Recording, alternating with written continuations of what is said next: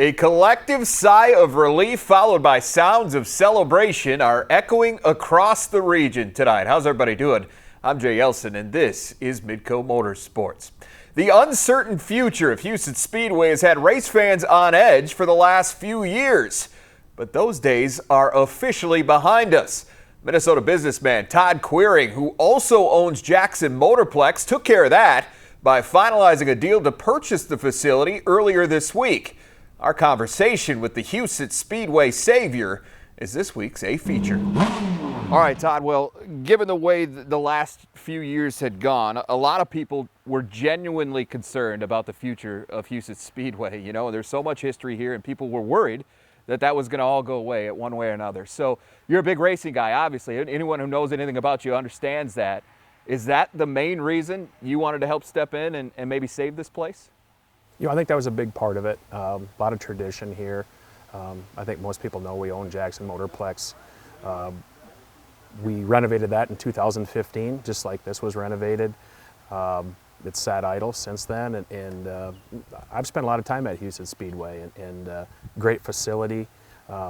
Super excited to get it back going.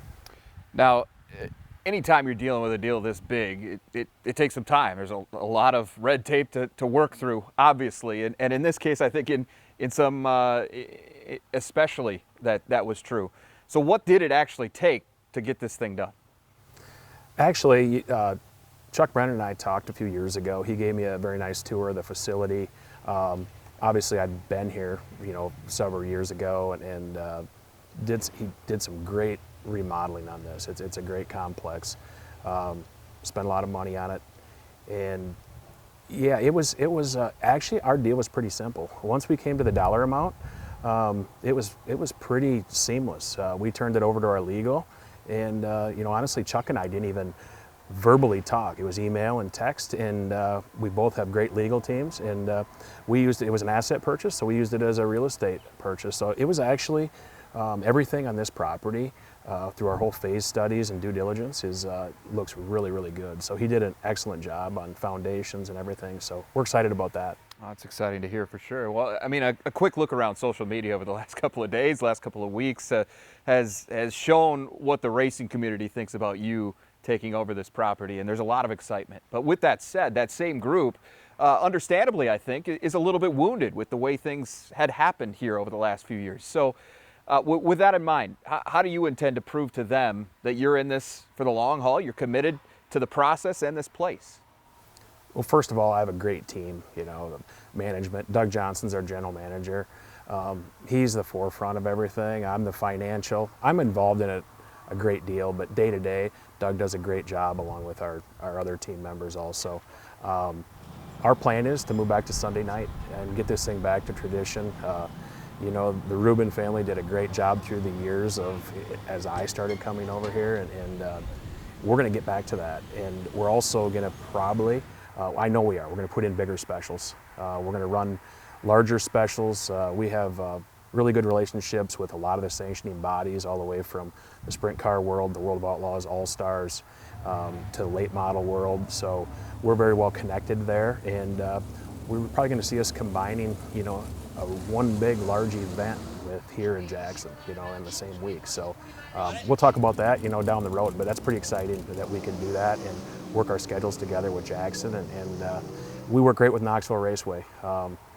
We won't schedule on Saturday night unless Knoxville's racing, and we also want to work with the other local tracks around here too, which we will. So it's, I think it's good for the race fan that not only myself, but, you know, Doug understands, you know, the racing world, and the fan base in the Brandon, Sioux Falls, this whole area is incredible. And I've been across the country, Pennsylvania, going to races, you know, Charlotte. This is second to none over here. I really don't think you're going to have to struggle for support. I think there's that kind of excitement out here, and people are really fired up about getting back to Brandon and watching racing, especially on Sunday nights, like you said, is the tradition here. But well, you kind of hinted at it there, Tod. So it does sure sound like you got some exciting things in the works here. What can fans expect to see here with what is left of the 2020 season? Yeah, so we can expect our opener is going to be August 2nd, Sunday night. It's going to be Tony Stewart's All-Stars. Kyle Larson and Tony Stewart will be coming in to race, along with a lot of the other Outlaw Sprint cars. So that's going to be really exciting. $20,000 purse. We're going to kick it off with that, and then we'll take a few week break. And for the racing part of it, we're bringing the World of Outlaws in September 5th and 6th over Labor Day weekend. 2-day deal. We'll have a rain date in there also, so we have Saturday, Sunday. That's really exciting. That'll be a $20,000 to win also. So we have a 2-day World of Outlaws show, and I think it's been a long time since we've had a 2-day World of Outlaws show at Huset Speedway. And then for the racing part of it, 2 weeks later we'll come back, and we worked with it's called Midwest Power Series in Jackson, and built a series along with the MSTS out of the Sioux Falls area. So we're going to have a big nationals for them at the end of the year. So that is 2 weeks later. I'm not sure the exact date of that, but we'll be posting that. So that'll be a big event also. And then we'll go into the winter and regroup. So we do have a monster truck show August 29th also. So that'll be pretty exciting. So, well, a lot of people fired up, including me. We're certainly looking forward to working with you here at Midco Motorsports. Appreciate you taking some time on what's been an extremely busy week for you. Likewise, and we appreciate what you guys do too. Looking forward to building this. Knoxville Raceway hosted the best of the non-wing world over the weekend for the second annual Corn Belt Nationals. Find out which driver captured the crown next. Midco Motorsports on Midco Sports Network is presented by Dakota Speedway. Last summer, Brady Bacon spent 2 days making Knoxville Raceway his playground. The 2016 USAC National Champions swept the inaugural Corn Belt Nationals to earn a cool $25,000. Friday, Bacon, fresh off his third victory of 2020 and the rest of the USAC National Sprint Tour, made the return to Iowa's famed half-mile. First up, though, Friday's support class, the Knoxville 360 Sprints, and a huge move from Austin McCarl off the start of the 18-lap main event as he slides the 17A into the lead from the number 3 starting spot. Pole setter Joe Beaver looked to answer moments later, but McCarl gets back into that bottom groove, and Beaver just could not keep up. No one could, as McCarl officially leads wire to wire en route to his first ever 360 win at Knoxville. There would be $5,000 on the line in the Corn Belt Nationals opener, but not a lot of drama here, folks. Two-time defending USAC National champ Tyler Courtney surged into the lead on lap 1, and he kept the 7BC there the whole way. Sunshine celebrates his second career Knoxville victory, while Bacon settled for second. Rain would delay the start of Saturday's show by several hours, but what it couldn't do was slow down Brian Brown. Blackjack chasing pole setter A.J. Moeller off the start of the 410 feature in the 20 could not handle the pressure. Moeller gets sideways, allowing Brown to duck underneath. That was the first and last pass at the front of this one. Brown drives on for his third win of the year and now sits at 52 for his career at Knoxville. Now, the Corn Belt Nationals finale wouldn't take the track until after 2 a.m. Saturday, but Brady Bacon was ready to work. The Broken Arrow, Oklahoma native dashed to the lead ahead of fellow front row starter Justin Grant, and Grant would get one real shot at the 69 after that. Here it comes. A few laps in, Bacon pulls the wheelie in turn 2, but Grant couldn't quite get him. That was as close as anyone would get all night. Brady Bacon steals the show again, claiming his second straight Corn Belt Nationals crown and another $20,000. The MSTS 360s invaded Rapid Speedway for the first time this season for the inaugural Rock River Rumble. We'll have the Night 1 recap after this. Elliot Amdahl supplied plenty of Independence Day fireworks at I-90 Speedway, and what was possibly the best night of his racing career, the young driver out of Flandreau, South Dakota, swept both the 305 and 360 sprint features in Hartford. Friday, Amdahl hoped to stay hot in northwest Iowa as the MSTS 360s made the first of their 3 scheduled appearances at Rapid Speedway. This was the first of 2 straight nights of racing for the inaugural Rock River Rumble. Trevor Tesh would enjoy a fairly comfortable lead for the first few laps of the B-Mod feature, but company eventually comes in the form of Derek Van Veldhuizen. The 20 slips by on the inside to take the lead away from Tesh. Van Veldhuizen drove mostly mistake-free after that, but one was all it would take. The 20 slips off the track on its way to the white flag, and Tyler Johnson makes him pay. Johnson officially leads the last 2 laps to win for the 3rd time in his last 4 starts at Rocky. Coming into Friday's action, Dustin Gulbranson already had 13 hobby stock wins to his credit for 2020, including 4 in Rock Rapids. He'd get another on this night, but it was about as ugly as they come. A bevy of cautions limited the race to just 6 laps under green, and the 6 car led them all. Darren Cordles took command early in the stock car feature, but his momentum came to a halt a short time later. Flames followed major contact between Al Lang and Colby Clausen. Fortunately, both drivers were okay. When racing resumed, Justin Regneris made Cordles sweat a little, but not enough. The 11K hangs on to notch win number 1 on the season.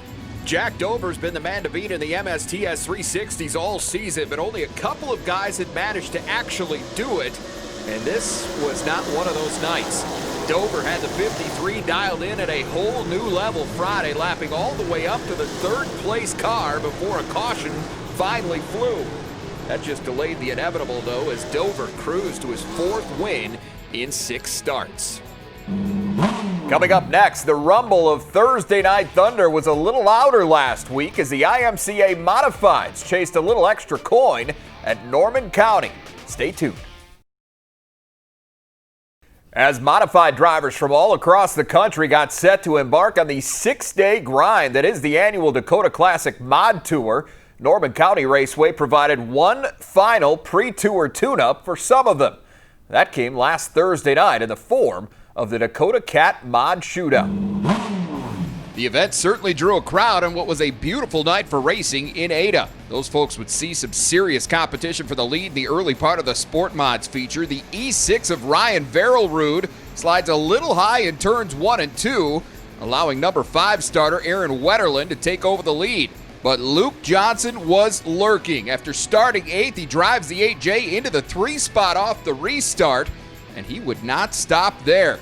9 to go, Johnson whips around Wetterlin on the high side to complete his climb, and the man out of Moorhead, Minnesota would take it from there. Johnson picks up his 2nd feature win of the year, but his 1st at Norman County.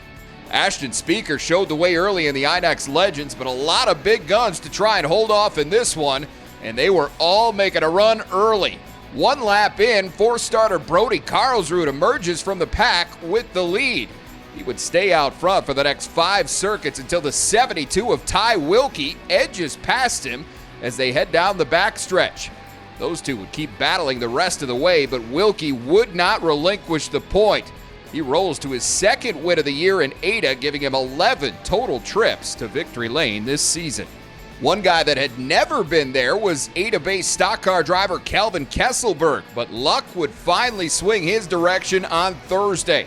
Lap 7, race leader Todd Heinrich opens the door for Kesselberg by sliding off the track between turns 1 and 2.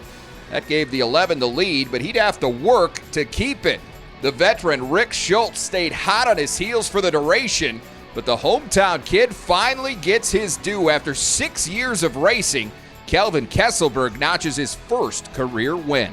That took us to the main event. 17 modifieds on the starting grid for the Dakota Cat Shootout. The Triple X of Jesse Rogotsky would take command from the pole, leading the first 7 laps, despite some mounting pressure from Casey Arneson. Shortly after a caution bunched up the field, Arneson makes his move. He gets by Rogotsky on the outside and never looks back. Casey Arneson leads the final 14 laps en route to the win and the $700 top prize. Moving over to Grand Forks now, where a lot of thoughts were with a native son. Lots of support for Mark Dobmeyer, who was recently injured in a wreck at Wisconsin's Cedar Lake Speedway. By the way, anyone interested in helping with Mark's recovery can donate through the Steve King Foundation. Perennial contender Lance Schill got off to a rough start in the Midwest Modifieds this year, but he's been rounding into form here of late, and Friday was proof of that. Schill started fourth, but quickly worked his way up to second behind Reese Stenberg before a caution slowed his roll. That was big because the 87S got a little loose on the restart, which allowed both Schill and Ryan Scow to scoot on by. Schill really opened it up from there, flying to his second straight feature win at River Cities.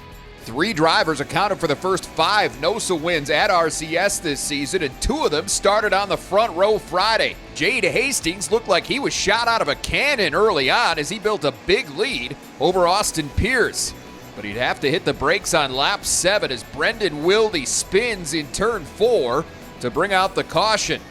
Now Hastings would pick up right where he left off after the restart, but Pierce would start to close the gap in traffic, and the two would get side by side with 8 to go.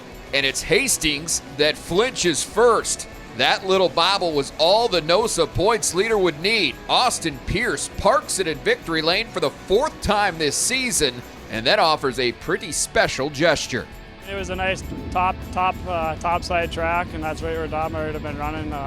If he had been here, he probably would have been in victory lane because that's his stomping grounds up there. So I just want to donate this to him, and I hope he's feeling a little bit better, and I just hope to see him back here soon. Well done, Austin Pierce. Okay, and now on to the late models where Dustin Strand was looking to secure his 2nd consecutive feature win. He'd have his work cut out for him, though, as he'd have to come from 6th to do it. Brody Troftgruben was one of the guys standing in the way, and he had the 14 out in front early on. But that 71 was closing quickly behind him, and he arrived on lap 8. After seeing cars struggle on the high side all night, Strand takes the gamble, and it pays off. He slingshots his way past Troftgruben for the lead, and Strand would blow the doors off everyone after that, and he had fun doing it too. Strand with a little wave to the crowd as he crosses the line, and why not? His 2nd straight victory also vaulted him to the top of the standings. Well, when real-life racing came to a standstill this past spring, the sport really started to take off in the virtual world. David Brown will look at the rapid growth of iRacing when we come back. Midco Motorsports on Midco Sports Network is presented by Dakota Speedway. And welcome back. Well, when the spread of coronavirus became more prevalent in the United States back in March, racing fell under the same red flag as the rest of the sports world. However, that hiatus ultimately led to exponential growth in another direction. In tonight's Inside Track, presented by Dakota Speedway, David Brown has more on the virtual world of iRacing. The 12 car of Troy Schurz normally makes the rounds at dirt tracks across the region. But on this day, reality takes a back seat, and the 12 transports into a new world. I thought it was awesome. You know, the realism was better than any other video game I ever played, so I decided to get it, and that's when I really got started in iRacing. Troy first heard about iRacing, a subscription-based racing simulation, 3 years ago, when the company released updates featuring dirt tracks for the very first time. Since then, iRacing has turned into the premier outlet for racing fans of all ages and competition levels. Troy even organizes a local group, the SoDak iRacing Series, which offers full point and money racing seasons. We have guys who are fans, pit crew members, drivers.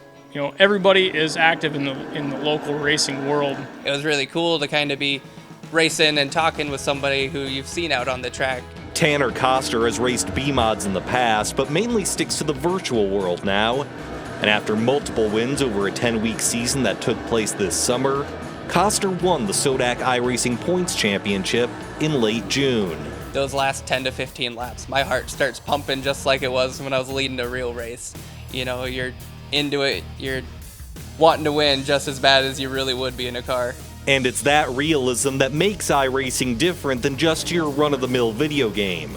The company routinely scans different tracks across the nation to make the details as intricate as possible. They have an algorithm of cars over the racetrack, how the track is going to slick off versus how many laps have been turned on that. So the track will move. Temperature, humidity, wind are all factors in that. It's interesting where you can start the night on a fresh track where it's a little slicker, then it grips up, and then throughout the night, you know, you'll have a track that's, you see the black starting to show up on the mud, and you feel the tires start to lose grip throughout the night, and you have to switch your line. You can't just run the same thing and do the same thing lap after lap. You have to kind of be able to adapt on the fly. Most drivers like Troy and Tanner have 3 monitor setups that allow them to mimic the look and feel of an actual race. And while most say nothing beats the real thing, virtual reality has provided some comfort and familiarity during uncertain times. Over the course of the last 3 years, it has gradually grown, but once this pandemic stuff hit and guys were, you know, stuck at home a lot more than we were before, it became a way to kind of get away and still hang out with your friends. All of the elements are real, even if the race is virtual. And that's turned iRacing into something that can bond both worlds together. For Midco Motorsports, I'm David Brown. Now, the SoDak iRacing series was routinely live streamed by either Advantage TV or Pit Stop TV throughout the spring and summer. Schurz says he's already garnered interest for an even longer season during the fall and winter months, which would feature bigger prize money. All right, well, that is our time for this week. For David Brown, our producer Levi Vanderwady, and the rest of our crew, I'm Jay Elson. Thanks for watching. We'll see you back here next Wednesday night for another episode of Midco Motorsports.